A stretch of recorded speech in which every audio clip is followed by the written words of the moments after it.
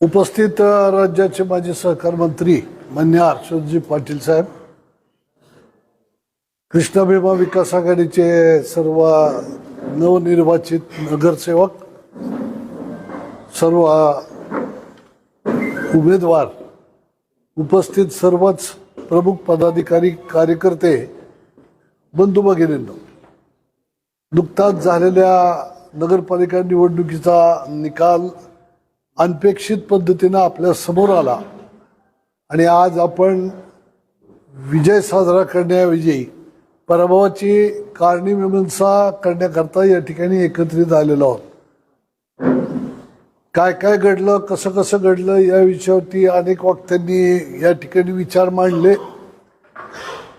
सर्वप्रथम मी एवढंच या ठिकाणी सांगू इच्छितो की ही निवडणूक अत्यंत चुरशीची करण्यामध्ये हर्षवर्धन पाटील साहेब, त्याचबरोबर दशरथदादा माने असतील, प्रवीण माने असतील, यशवंत माने असतील, या लोकांनी ज्या पद्धतीनं पुढाकार घेतला आणि कृष्णा भीमा विकास आघाडी स्थापन करण्याची जी एक कल्पना समोर आणली आणि त्यामधून ही निवडणूक अत्यंत चुरशीची झाली।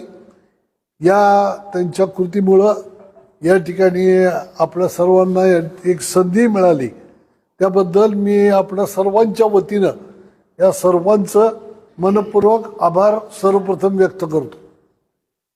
हे निवडणुकीमध्ये स्वाभाविकपणे अपेक्षा सगळ्या उमेदवारांच्याकडून होती, पण माझ्याकडून जास्तीची अपेक्षा होती, हे देखील मला मान्य आहे।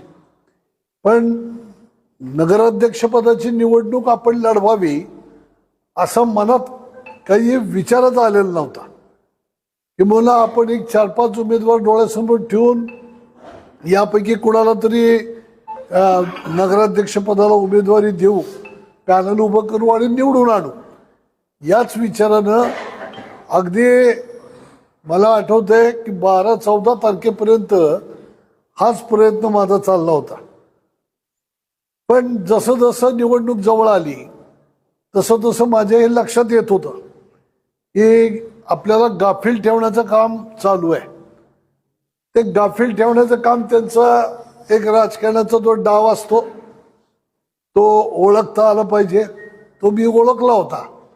पण काही नेते मंडळींवरती भरोसा होता की हे कुठंतरी संघटनात्मक कामाची दखल घेतील, पण त्यानंतर शेवटच्या टप्प्यात माझ्या हे लक्षात आलं की त्या असलेल्या गटामध्ये नेते मंडळी सुद्धा सहभागी आहेत। आणि मग त्यानंतर भाऊंशी, मानेदादांशी, यशवंत माने या सगळ्यांची चर्चा झाली आणि अगदी स्वाभाविक पद्धतीची आघाडी तयार झाली की त्या आघाडी तयार होत असताना कुणाचा इगो दुखावला गेला नाही की तुम्ही असं केलेलं, तुम्ही तसं बोललेलं आहे, अमुक झालेलं, तमुक झालेलं। नेते मंडळीमध्ये कुठेही दुरावा हा या असलेल्या आघाडी तयार करताना आणि आघाडीचे उमेदवार निवडताना आमच्यामध्ये कुठेही झाला नाही आणि त्याच पद्धतीनं कार्यकर्त्यांमध्ये सुद्धा झाला नाही। ही एक सगळ्यात महत्वाची ही गोष्ट होती। नगरपालिका निवडणुकीमध्ये ज्या पद्धतीनं समोरच्या उमेदवाराला लोकांनी कौल दिला आहे तो कशा पद्धतीने दिलाय आपण पाहिलं। एक सगळ्यात मोठी महत्वाची भूमिका म्हणजे पैसा, आणि या आर्थिक विषयावरती समाज अक्षरशः लोळण घेतोय अशी स्थिती आहे। दुसरी गोष्ट, निवडणूक मला उमेदवारी दिल्याबरोबर ही निवडणूक शहा विरोधात मी अशी नव्हतीच। ही निवडणूक दत्तमामा भरणे आणि माझी निवडणूक असंच त्याला स्वरूप आलं होतं आणि अचानकपणाने हा सगळा विषय पुढे आल्यानं अवघ्या 12-15 दिवसामध्ये ह्या सगळ्याच गोष्टीची तयारी करणं यामध्ये आमची दमछाक झाली, धावधाव झाली। आणि धावधाव होत असताना मिसमॅनेजमेंट ज्याला आपण म्हणतो की हे जर आम्हाला महिना-दीड महिना आधी ही जर तयारी आपण केली असती तर अत्यंत सिस्टमॅटिक पद्धतीने आपल्याला पुढे जाता आलं असतं। कार्यकर्त्याची संख्या भरपूर, प्रत्येक गल्लीबोळामध्ये प्रत्येक जाती धर्माची लोक आपल्याबरोबर, आणि त्यामध्ये सगळ्यांचं आपल्याला समर्थन आणि मनापासून समर्थन इथं दिसत होतं. पण जसे जशी निवडणूक जवळ येत गेली तसा तसा पैशाचा मारा वाढत गेला. आणि मग तो पैशाच्या माऱ्यापुढं जे सुरुवातीच्या काळामध्ये उत्स्फूर्तपणे आलेली जे काही कार्यकर्ते होते, जे काही समाज होता, त्यामधले काही मंडळी त्या पैशाच्या मारापुढं धारातीर्थी पडले. त्या कारणानं आपला त्या सगळ्या ह्याच्यामध्ये उमेदवार निवडताना थोडीशी गडबड झाली. जे आपल्याबरोबर उमेदवार आहेत असं वाटत होतं ते ऐन वेळेला समोर गेले, काही लोक नको म्हणून थांबली आणि या सगळ्या ह्याच्यामध्ये अनेक चांगल्या उमेदवारांना आपल्याला बरोबर घेण्यामध्ये अपयश आलं. याचा परिणाम निवडणुकीवरती होतो हे आम्हाला आधीपासून माहिती होतं. आणि सगळ्यात महत्वाची गोष्ट मी सुरुवातीपासून सांगत होतो की इथं बोगस मतदान लावलेलं आहे. साधारणतः 1300-1350 मतदान हे बोगस आहे. बोगस म्हणजे कसं आहे की जे मतदान यांच्या जवळच्या पाहुणेरावळ्यांचं आहे, जवळच्या मित्रांचं आहे. इंदापूर तालुक्यातलं कमी आहे, पण माळशिरस आहे, करमाळा आहे, माढा आहे, पलीकडचं बारामती आहे, दौंड आहे, या तालुक्यातनं हे लावलेलं मतदान साधारणतः वेगवेगळ्या प्रभागात विशेषतः वाडीव हद्दीमध्ये हे मतदान लावलेलं मला त्याची पूर्वकल्पना होती.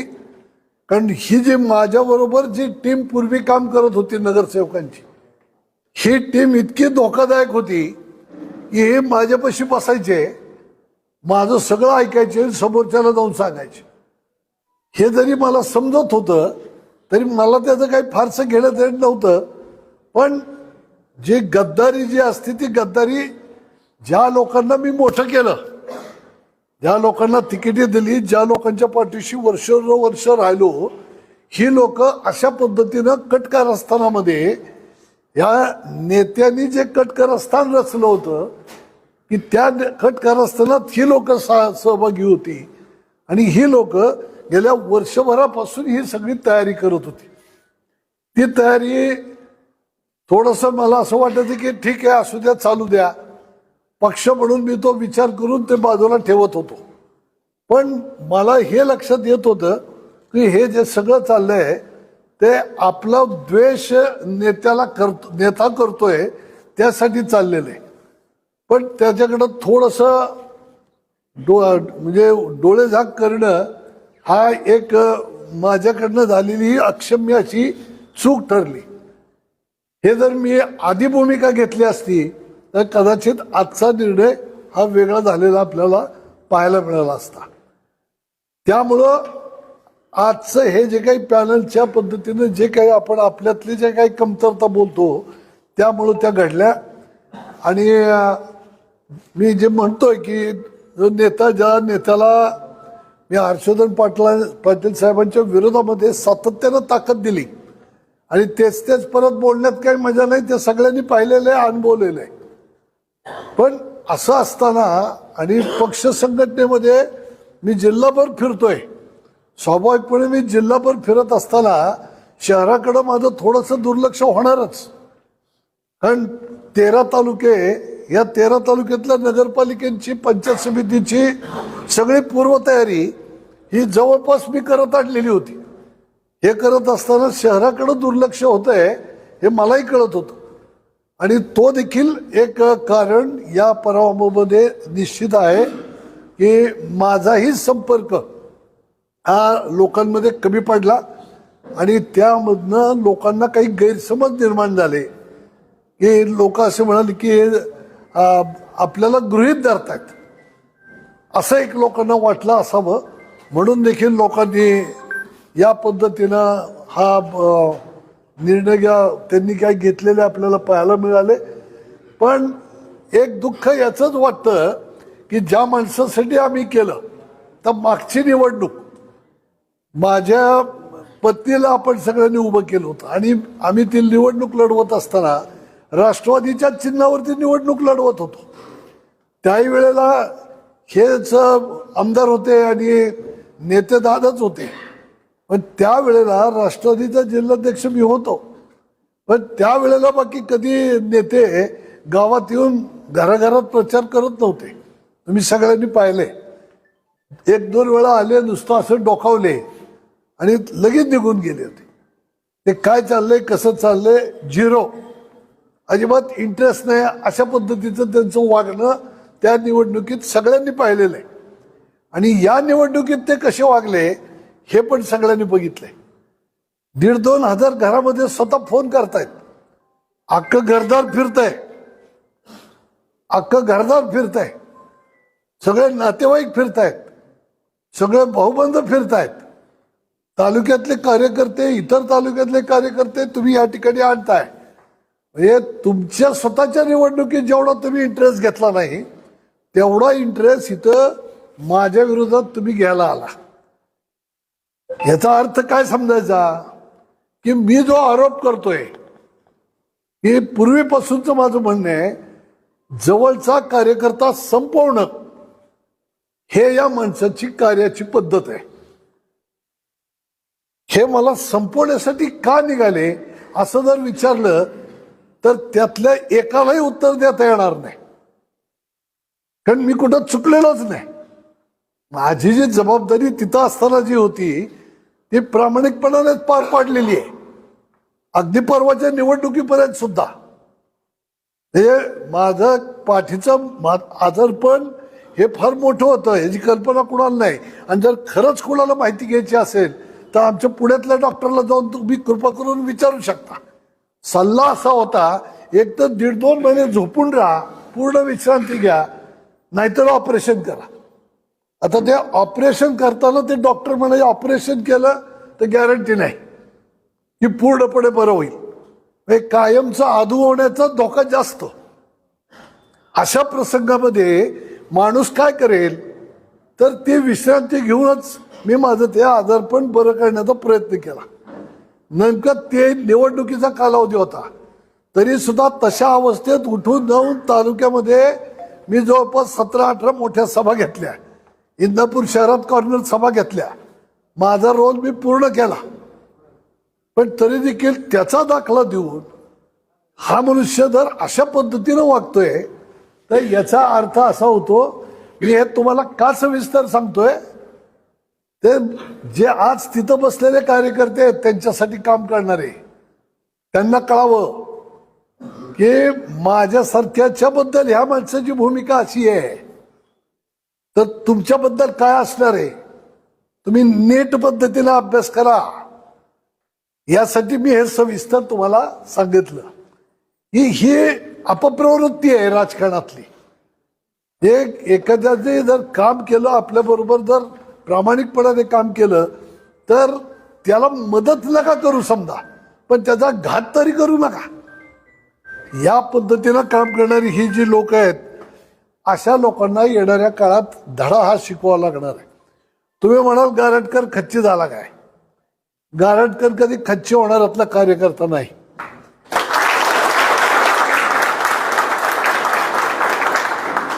उलट या निवडणुकीने मला एक प्रकारचं बळ दिलं. असंख्य नवीन नवीन कार्यकर्ते मिळाले. अगदी सेकंड केडर कार्यकर्ता जो म्हणतो, माझ्याबरोबरचा कार्यकर्ता आता आप्पा वगैरे हे सगळे आता थोडेसे थांबलेले आहेत. लोक फार ऍक्टिव्ह राहू शकत नाहीत. पण नवीन जे असंख्य कार्यकर्ते आहेत हे असंख्य नवीन कार्यकर्ते या निवडणुकीच्या निमित्तानं मिळाले. आणि निवडणूक हे तुमच्या सामाजिक सार्वजनिक जीवनामध्ये येणारी एक घटना आहे. नुसतं निवडणूक म्हणजे सार्वजनिक काम नाही, तर अनेक सामाजिक उपक्रम कार्यक्रम हे सातत्यानं करत राहणं त्यातला एक निवडणूक कार्यक्रम आहे. नीट लक्षात घ्या. माझं या निवडणुकीकडे बघण्याचा अँगल हा असा आहे. त्यामुळं येणाऱ्या सातत्यानं धार्मिक, आध्यात्मिक, सामाजिक जे पण उपक्रम कार्यक्रम आपण जे घेतो त्या सगळ्या कार्यक्रमामध्ये या तरुणांच्या बरोबरचा माझा सहभाग हा येणाऱ्याही काळामध्ये राहणार आहे. त्यामुळं आपण सर्वांनी ही गोष्ट पक्की लक्षात घ्या की येणाऱ्या पुढच्या काळामध्ये हे झाल्या गोष्टीचं दुःख उगाळत बसायचं नाही. का झालं, कसं झालं, आता गद्दार अमुक तमुक ठीक आहे, ओळखून घेतलं आपण माणसं कोण आहेत काय आहेत ती, त्यांच्याशी भविष्यात कसा आपण व्यवहार करायचा तेही ठरवू.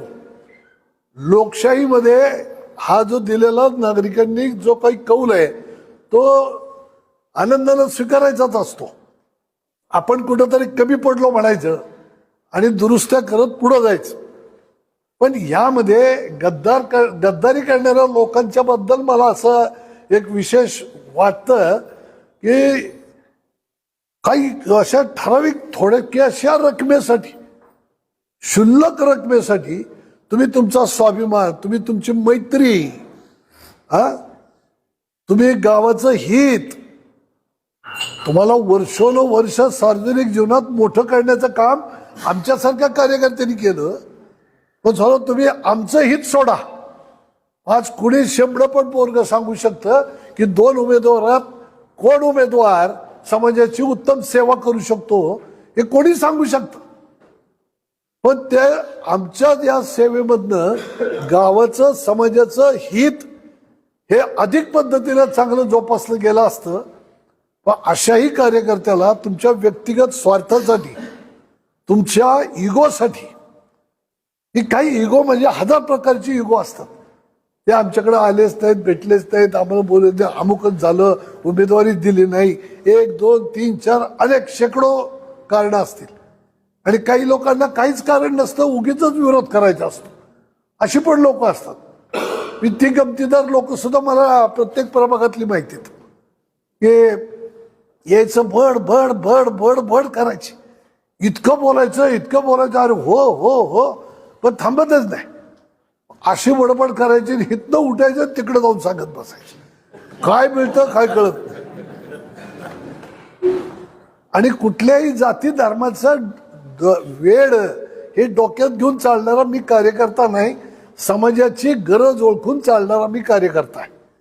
त्यामुळं जे धर्मवेड आहे, जे जातीवादाचा ज्यांना वेळ आहे, या लोकांना माझ्याबद्दलचा अभ्यास करायला अजून खूप वेळ लागणार आहे. मला त्याची कल्पना आहे, जाणीव आहे की माझ्या बाबतीत जातीचं धर्माचं माझ्या डोक्यात कधीच येत नाही. आणि हे अनेक उदाहरणामधनं हे अनेक वेळा स्पष्ट झालेलं आहे. त्यामुळं मी आपल्या सर्वांना सांगतो, ज्याला कुणाला जातीचं धर्माचं काय जे उद्योग करायचा ते तुम्ही करत राहा, पण मी तो कधी करणार नाही. मला त्याची गरज वाटत नाही. मी सेवेमधनं आणि एका वेगळ्या पद्धतीनं राजकारण करणारा कार्यकर्ता आहे. सेवेतनं आणि मैत्रीतनं लोकांना जिंकायचं कसं, त्यांना ताकद कशी द्यायची, हे गोष्टी मला चांगल्या कळतात. आणि त्या माध्यमातून मी येणाऱ्या काळामध्ये पुढं राजकारण करणार आहे. आज ही जी आघाडी आपण जी तयार केली आहे, हीच आघाडी उद्याच्या जिल्हा परिषद पंचायत समितीला सामोरं जात असताना आम्ही सर्वजण एकत्रित येऊन करणार आहोत. आणि या आघाडीच्या माध्यमातून सर्व निवडणुका लढवत असताना मला आता इथल्या तरुण कार्यकर्त्यांना आवाहन करायचंय, ह्या ज्येष्ठांचं मार्गदर्शन घ्या आणि ज्येष्ठांचं मार्गदर्शन घेऊन आत्ताच सगळ्यांनी बाहेर पडा. आम्ही जर बाहेर पडणार आहे तर तुम्ही पण बाहेर पडायचं. कुठपर्यंत आहे, साधारणतः एक मार्च महिन्यापर्यंतची, फेब्रुवारी 15-20 तारखेपर्यंत इलेक्शन संपेल. फेब्रुवारीपर्यंतचं कामाचं नियोजन करा. आणि असं बिलकुल समजू नका की आपल्याला तिथं कोण ओळखतं काय नाही. तुम्ही आमच्या दोघांचं नाव घेऊन कुठल्याही गावात जा, तिथल्या कार्यकर्त्यापाशी जाऊन बसा, गप्पा टप्पा करा, चहा प्या, जेवण करा. बघा तुम्हाला तुमचं काम सुचतं. तुम्हाला पहिलं जर काय काम करायचं असेल तर तिथली मतदार यादी तुम्हाला मागची पुढची काढता येते का बघा. त्या गावगावातल्या कार्यकर्त्याला हाताशी धरा, तुझी मागची झेडपी पंचायत समितीची, ग्रामपंचायतीची मतदार यादी बघू, ती मतदार यादी बघा, ती चालायला सुरुवात करा. आताची नवीन मतदार यादी आता तयार झालीच असेल, होईलच, ती येईलच. दुसऱ्या हेल्पेटला ती यादी बघा, किती मतं वाढलीत ते बघा. नंतरच्या काळात अजून एकदा पुरवणी मतदार यादी येईल, त्या पुरवणी मतदार यादीत किती नावं वाढतात ती बघा, नेमकी कुठली नाव आहेत. जेव्हा तुम्ही मतदार यादीवरती अभ्यास करायला जाल तिथंही सगळीकडे असाच गोंधळ असतो. पण प्रत्येक प्रभागात, प्रत्येक गावागावात जर आपले 2-5 कार्यकर्ते जर घुसले मी म्हणतोय घुसले आणि ठाण मांडून बसले.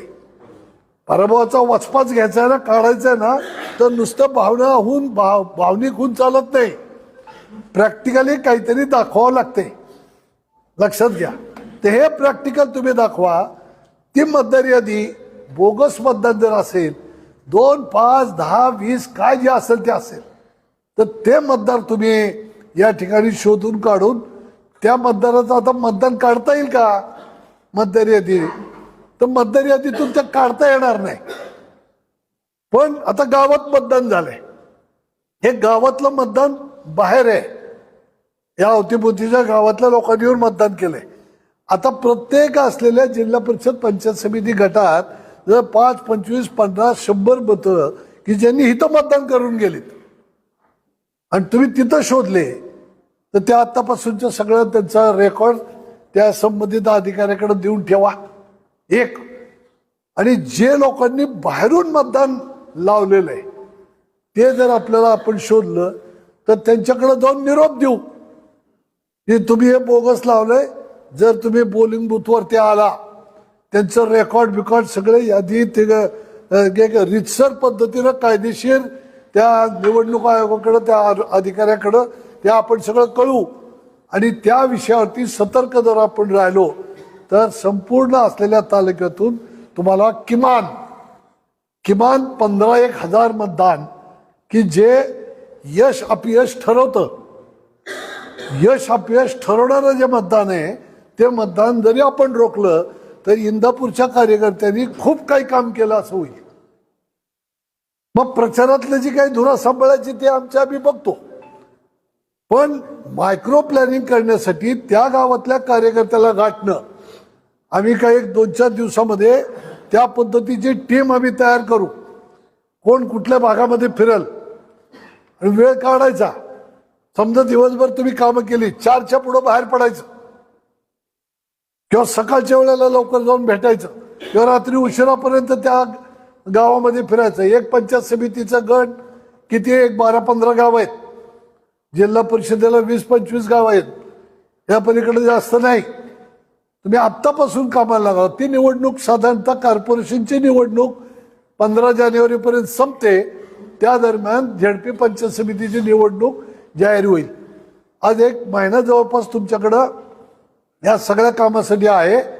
रोज 2-5 गावं जर आपण घेत गेला, सगळ्यांच्याकडे वाहनं आहेत, त्या वाहनाने आपण सगळ्यांनी बाहेर पडावं, फिरावं. थंडीच आहे, कसंच जाऊ. नाही, हे काय ईर्ष्या असलेला कार्यकर्ता नाही. त्यामुळं थंडी असो, ऊन असो, तर काही असो, हे करायचं म्हणजे करायचं.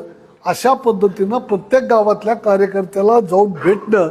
यासाठी म्हणून आत्ताच आपापल्या भागातल्या लोकांनी आपापले अशी एक टीम तयार करा की आपण चला, आपण 10-12 जण, आपण हा गट घेऊ, आपण हा गट घेऊ. अशा पद्धतीनं 15-20 एक टीम आपण आपल्या गावातनं तयार कराव्यात. आणि 15 इथं जवळपास आपल्याकडं 16 गण आहेत. या 16 गणामध्ये 16 टीम इंदापूर शहरातल्या बाहेर पडतील आणि त्या पद्धतीनं काम करतील. अशा पद्धतीनं आपण या ठिकाणी काम करावं हे एक तुम्हाला आवाहन करतो. येणाऱ्या काळातले सगळे उपक्रम, कार्यक्रम आणि सांगितलं की नगरपालिकेत होत असलेलं कामकाज, सजग नागरिक, सजग कार्यकर्ता, जागरूक, काय चुकीचं होतंय ते तिथं लक्ष ठेवून राहायचं. दर 1-2-3 महिन्याला त्या प्रमुख असलेल्या विषयावरती पिण्याच्या पाण्याचा प्रश्न आहे, हा असलेला शास्तीचा प्रश्न आहे, अजून काही महत्वाचे प्रश्न आहेत, रिझर्वेशनचे विषय येतील. काही मंडळी तिथं गेल्यानंतर ही मंडळी जाणीवपूर्वक खोड्या देखील करतील, अन्याय करतील. तर त्या ठिकाणी तर तेवढ्या पुरती निवडणुकीपुरती लोक एकत्र आली असलं चालणार नाही. आणि ते पण उघड सांगतो, ज्यांना कोणाला काम करायचंय त्यांनी उजळ माथ्यानं उघड या. आलं लक्षात? नाही तर आता कशाला आपली अडचण होईल, त्यांच्याकडनं पैसे मिळतील, कॉन्ट्रॅक्ट मिळेल, कामं मिळेल, तर तो कार्यकर्ता आमच्या दृष्टीनं 0 आहे. मग तोच गद्दार जो आहे ना, तो तोच आहे. काही अपेक्षा बाळगूनच त्यांनी गद्दारी केलेली आहे. त्यामुळं ही जी मागं राहणारी जी लोक आहेत ना, ही आता नजरेत येणार आहेत. आता गद्दार कसा ओळखायचा? आता येणाऱ्या काळामध्ये जो कामच करणार नाही, आपल्या जवळ राहणारच नाही, आळस दाखवणार, वेळ नाही म्हणणार, तो गद्दार.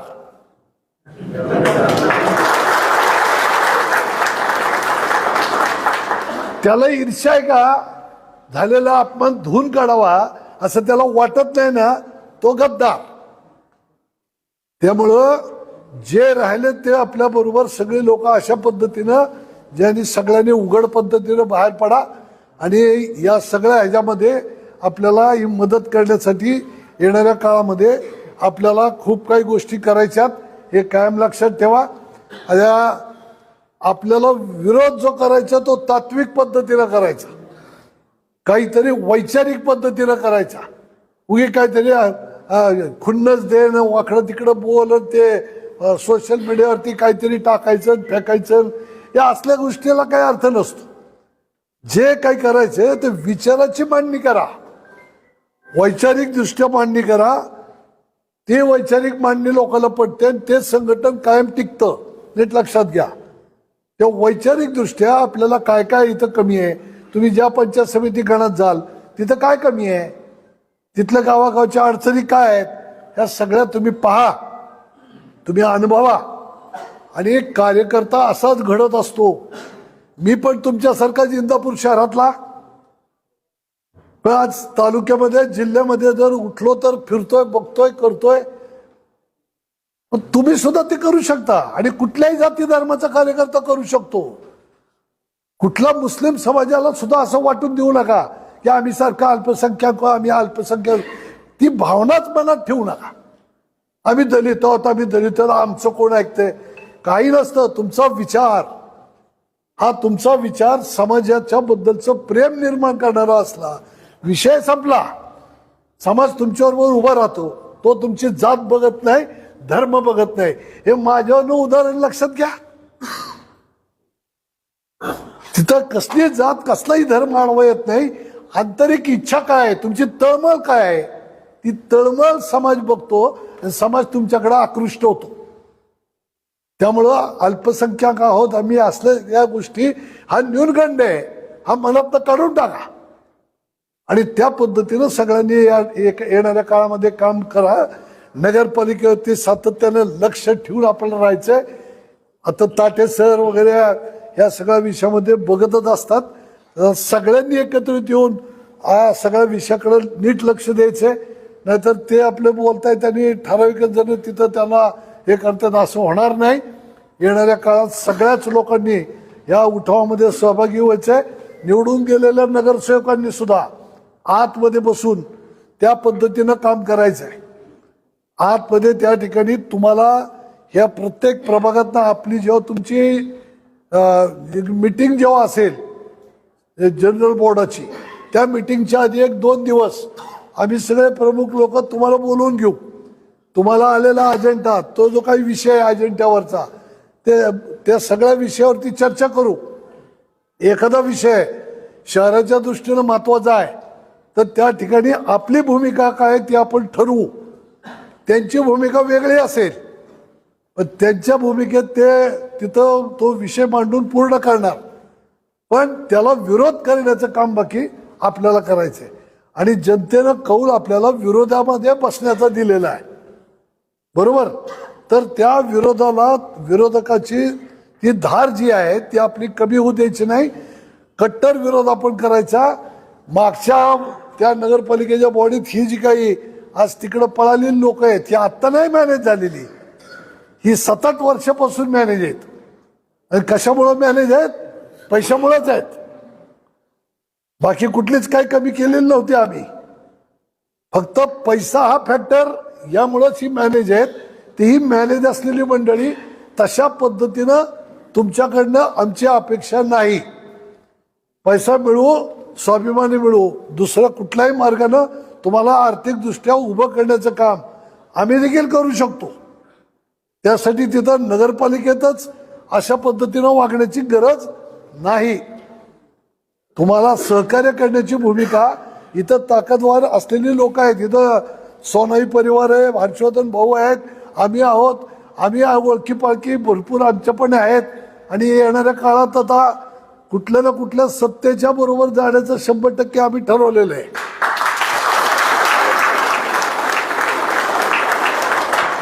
त्यामुळं ती ताकद तुम्हाला देतो, तुम्ही ती काळजी करू नका आणि उलट सुलट वागायचा प्रयत्न करू नका.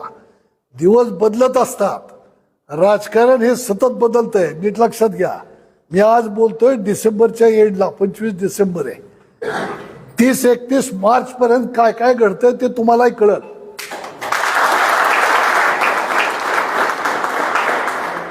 त्यामुळं जर आज कोणी सुपात असेल तर ते काय म्हणतात ना, उद्या उकळात, हे निसर्गाचा नियम आहे, कुठल्या जाती धर्माचा नियम नाही, निसर्गाचा नियम आहे.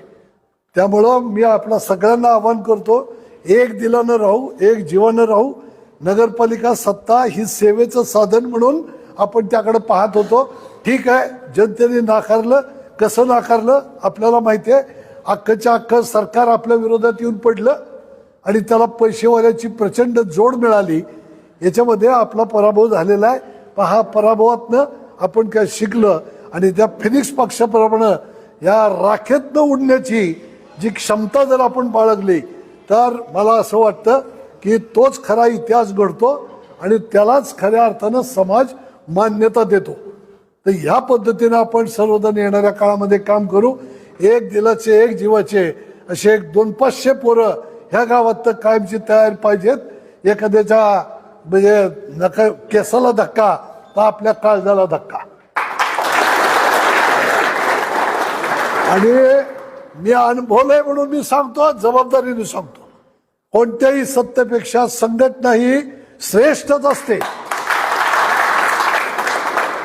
करू दे एखादा अन्याय तहसीलदारनी, करू दे एखादा अन्याय पोलीस खात्याने, इथं जर 1000-2000 लोक जर त्याच्यावरती चालून गेली तर काय सत्ता करते ते बघू आपण.